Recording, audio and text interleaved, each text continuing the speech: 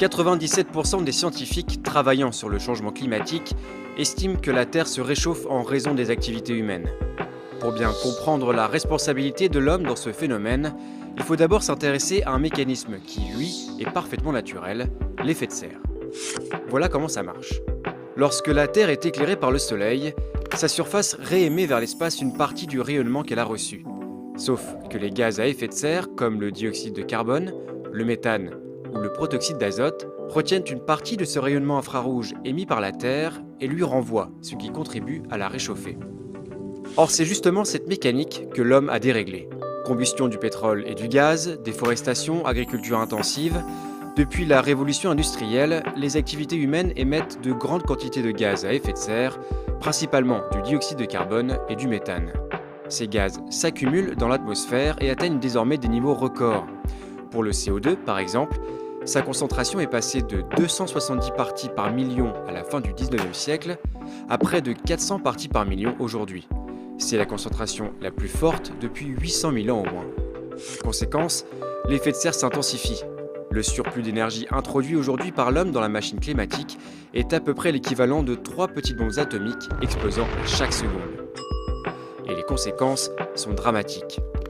D'abord, sur les températures.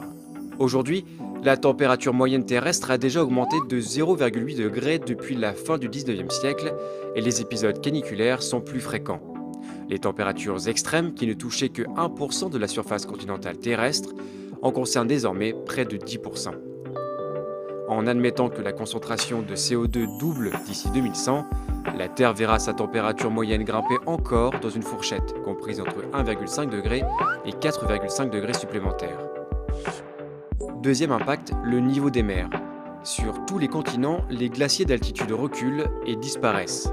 Les grandes calottes polaires du Groenland et de l'Antarctique perdent leur glace dans l'océan et contribuent à élever le niveau de la mer. Si la banquise antarctique voit sa surface augmenter légèrement du fait d'un renforcement des vents, la banquise arctique, elle, a vu sa superficie fondre d'environ 30% depuis les années 80. Résultat, le taux moyen d'élévation de l'océan est aujourd'hui d'environ 3,3 mm par an, mais ce taux est appelé à s'accroître à mesure que les émissions se poursuivent. Déjà montés d'une vingtaine de centimètres en un siècle, les océans pourraient s'élever, dans le pire des scénarios, d'1 mètre d'ici 2100. Les petits États insulaires du Pacifique ou de l'océan Indien, comme les Maldives, seront les premiers à disparaître. Troisième élément directement touché par le réchauffement climatique, les précipitations. Dans les latitudes moyennes et hautes de l'hémisphère nord, les scientifiques s'attendent à davantage de pluie. En Californie ou dans le bassin méditerranéen, ainsi que dans toutes les régions déjà arides, ils prévoient des sécheresses plus longues et plus fréquentes, ainsi qu'une réduction du débit des fleuves. Le problème, c'est que les centrales thermiques et nucléaires sont justement refroidies par les cours d'eau.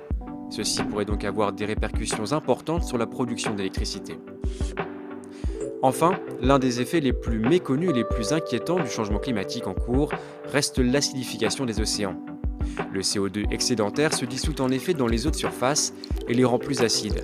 La rapidité de ce phénomène est inédite depuis 300 millions d'années et les scientifiques ignorent les effets qu'il aura d'ici à quelques décennies.